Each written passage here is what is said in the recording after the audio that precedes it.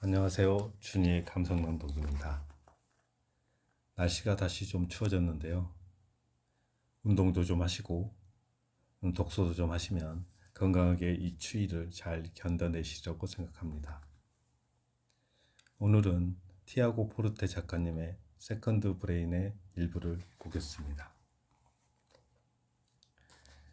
저장하지 않는 것은 모두 사라집니다. 닌텐도 화면 나가기 메시지. 정보는 내일을 위한 음식이다. 새로운 아이디어를 생각거리라고 부르는 건 우연이 아니다. 우리가 생존하려면 음식과 물이 필요하다. 그런데 주변 환경을 이해하고 적응하며 다른 사람들과 관계를 유지하고 협력하며 이익을 증진하기 위해 현명한 결정을 내리는 일처럼 우리가 살아가려면 정보 역시 필요하다는 사실을 그리 분명히 다가오지 않을 수도 있다. 정보는 기호품이나 사치품이 아니다. 생존에 꼭 필요한 기반이다. 신체 기능을 유지하기 위해 섭취하는 음식처럼 어떤 정보를 취할지 선택하는 일은 우리의 책임이자 권리이다. 어떤 정보가 좋은 정보지, 어떤 정보가 더 필요하고 덜 필요하지, 또 궁극적으로 그 정보를 이용해 무슨 일을 할지 결정하는 문제는 우리에게 달려있다. 우리 자신은 무엇을 소비하느냐에 따라 만들어지며 그것은 영양과 마찬가지로 정보에도 똑같이 적용된다.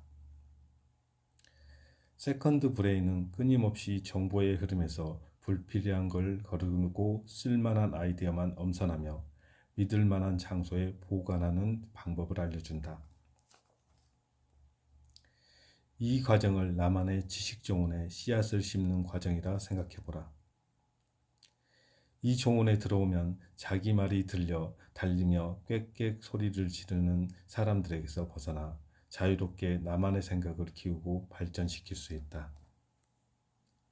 씨앗이 좋아야 정원도 아름답게 가꿀 수 있다.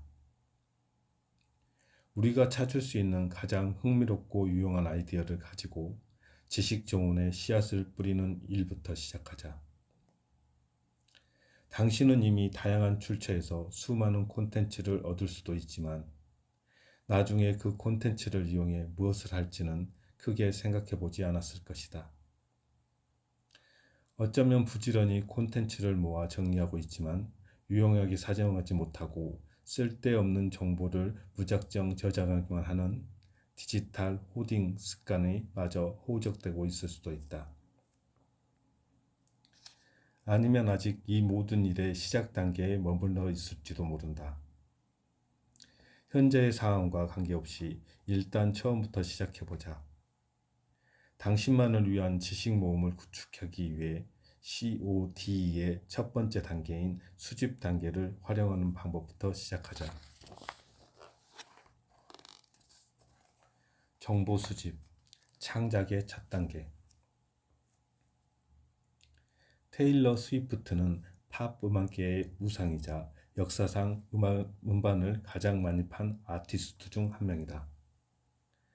발표한 앨범은 모두 차트 1위를 기록했고 전 세계에서 2억 장 이상 판매되었으며 그래미상을 비롯해 수많은 상을 거머쥐었다. 가장 위대한 싱어송라이터 명단이 들었을 뿐만 아니라 타임 선정 세계에서 가장 영향력 있는 백인과 포브스 선정 100대 셀러브리티에도 이름을 올렸다. 가수로 활동하는 동안 스위프트는 자신의 창의적인 작사, 작곡 과정을 보여주는 다큐멘터리 영화를 5편 공개했다. 영화 곳곳에서 그가 스마트폰에 몰두하는 모습을 확인할 수 있다. 전 스마트폰으로 사라져요.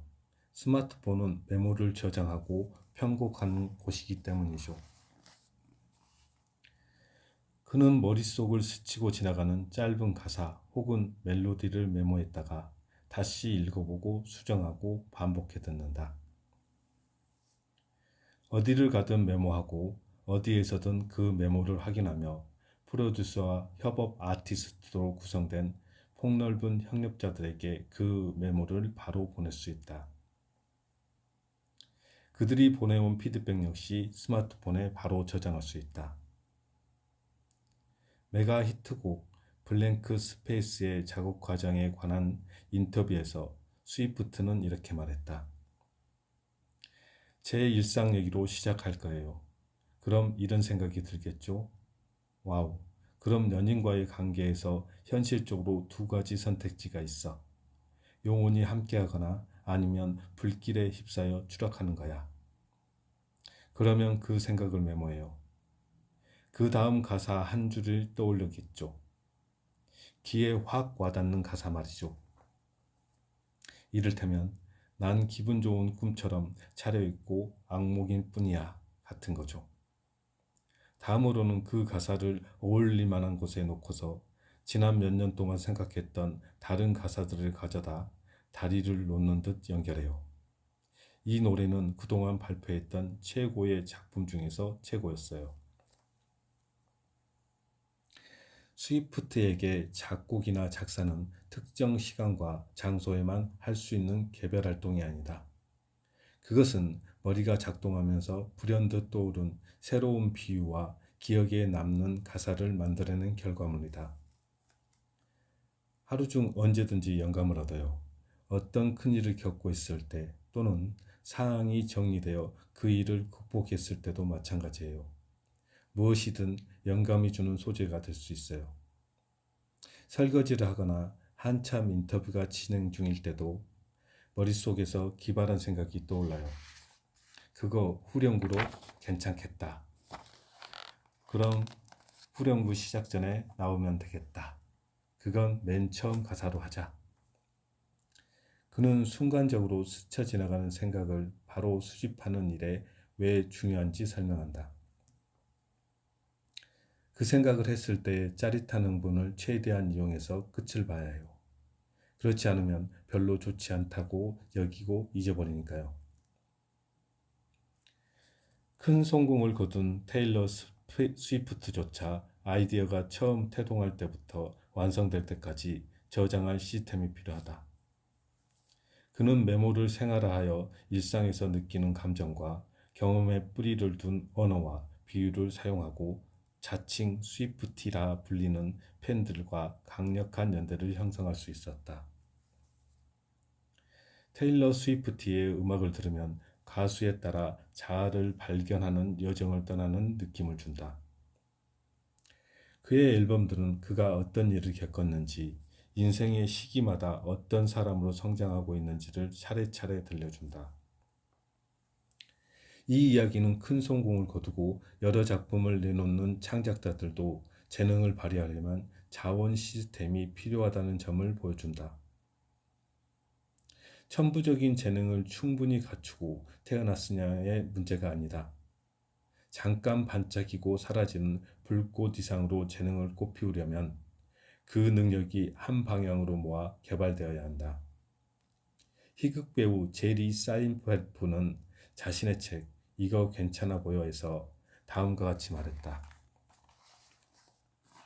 웃긴 소재가 생각할 때마다 그게 무대에서 공연이거나 사람들과 대화 중이거나 좋아하는 그림을 그리거나 큼직한 연습장 위에 낙서하던 중이라 할지라도 즉시 그 생각을 메모해서 촌스러운 폴더 안에 보관했다.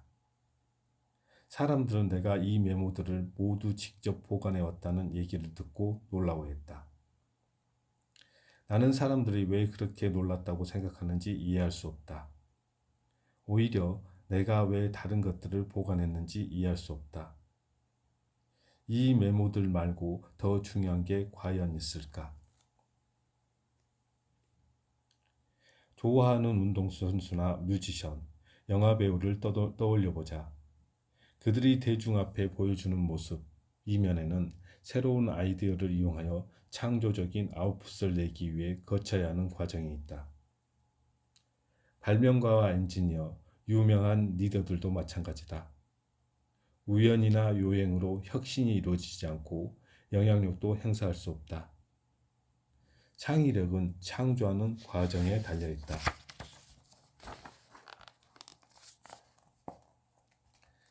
지식 저장고, 지식을 눈덩이처럼 불리는 마법.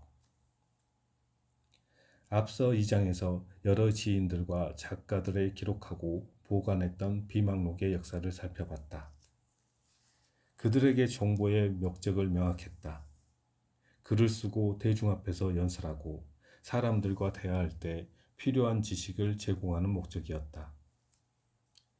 그들은 아이디어를 어떻게 사용할지 잘 알았으므로 어떤 아이디어가 기록할 만한 가치가 있는지 매우 효율적으로 알아보는 시각을 갖추고 있었다. 이러한 관행은 오늘날 창작자들 사이에서 계속된다. 일부 작가들과 작곡가들은 노래를 만들 때 가져다 쓸만한 가사와 반복되는 후렴구를 적어둔 훅크북을 갖고 있다. 소프트웨어 엔지니어들은 쓸만한 코드를 쉽게 가져다 쓸 수 있도록 코드 라이브러리를 구축한다. 변호사들은 향후 소송에 참고할 만한 과거 사건들의 세부 사항을 담은 사건 파일을 만들어 보관한다. 마케터들과 광고 기획자들은 필요할 때를 위해 시선을 사로잡는 강력한 광고 사례들을 모아 스와이프 파일을 만들어낸다. 우리가 직면한 어려운 도전은 이러한 창작자들의 시각을 우리가 하는 일이 어떻게 작용하느냐의 문제이다. 어떻게 사용할지 정확히 알지도 못하는데 어떤 유형의 정보를 보존해야 하는가? 우리가 사는 세상은 이전 시대보다 더욱 빠르게 변화하지만 우리 대부분은 창의적인 도구를 단 하나도 가지고 있지 않다. 미래에 어떻게 될지 전혀 모르는데 무엇을 저장할지 어떻게 결정할 수 있을까? 이 질문에 답하려면 지식의 정의를 근본적으로 확장해야 한다. 지식이 항상 저 바깥 어디엔가에 있어서 반드시 찾으러 가야 하는 것은 아니다. 지식은 어디에나 존재하고 우리 주변에도 있다. 가득 쌓인 이메일 속에도 수많은 문서 파일 속에도 숨어 있으며 클라우드 드라이브에서도 조용히 발견되기를 기다리고 있다. 지식 수집이란 당신이 이미 즐기고 있는 독서에서 또 날마다 일상에서 삶이 풍요로운 발굴하는 일이다. 지식은 오래전 세상을 떠난 그리스 철학자들의 현명한 담론만이 아니다. 박사 학위를 가진 학자들이 쓴 두꺼운 교재에서 찾아볼 수 있는 가르침에는 국한되지도 않는다. 우리가 살아가는 디지털 세상에서 지식은 짧은 글, 스크린샷, 북마크한 기사, 팟캐스트 혹은 다른 미디어처럼 콘텐츠로 나타날 때가 많다. 여기에는 외부 자료에서 가져오는 콘텐츠뿐만 아니라 이메일 작성하고 프로젝트 계획서로 짜고 아이디어를 브레인스토밍하고 자신의 생각을 기록하면서 스스로 만들어내는 콘텐츠도 포함된다. 그것들은 아무에게나 만들어낸 가치 없는 가공물이 아니다. 자신이 아는 걸 구체적인 형태로 결정화하는 지식 자산이다.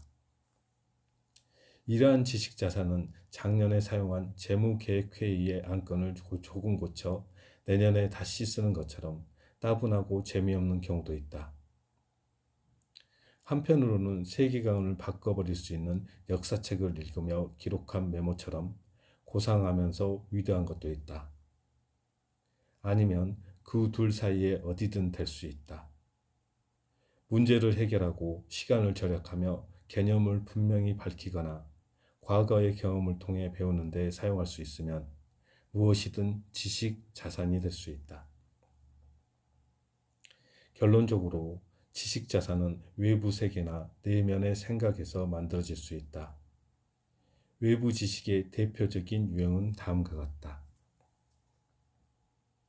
핵심 내용, 책이나 기사를 읽고 찾아낸 통찰력 있는 구절. 인용문, 팟캐스트나 오디오북을 듣고 기억에 남는 구절.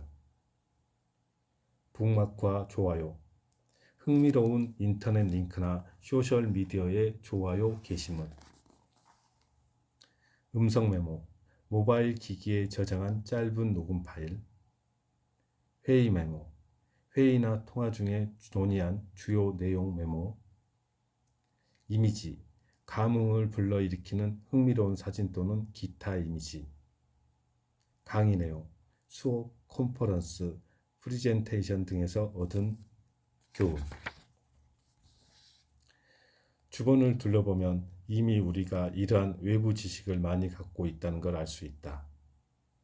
여기저기 어지럽게 흩어져 저장될 수 있어도 분명히 존재한다. 이 지식을 얻기 위해 당신이 노력했다는 사실에 주목하라. 이제 해야 할 일은 그 지식을 모아 지식 종원에 뿌리는 씨앗을 삼는 일이다. 어떻게 하는지 그 방법을 곧 제시하겠다. 외부 세계에서 자료를 수집하다 보면 내면의 세계에 아이디어가 신음솟고 깨달음을 얻는 순간이 나타난다. 그 생각들도 수집할 수 있다. 내면에서 비롯된 자료들의 대표적인 유형은 다음과 같다. 스토리, 좋아하는 일화, 통찰력, 크고 작은 깨달음, 기억, 잊고 싶지 않은 인생 경험, 감상, 수첩이나 일기에 적은 개인적인 생각과 교훈, 사색, 불현듯 우연히 떠오른 생각. 생각, 통찰력, 기억의 의미는 즉시 명확하게 이해되지 않을 때가 많다.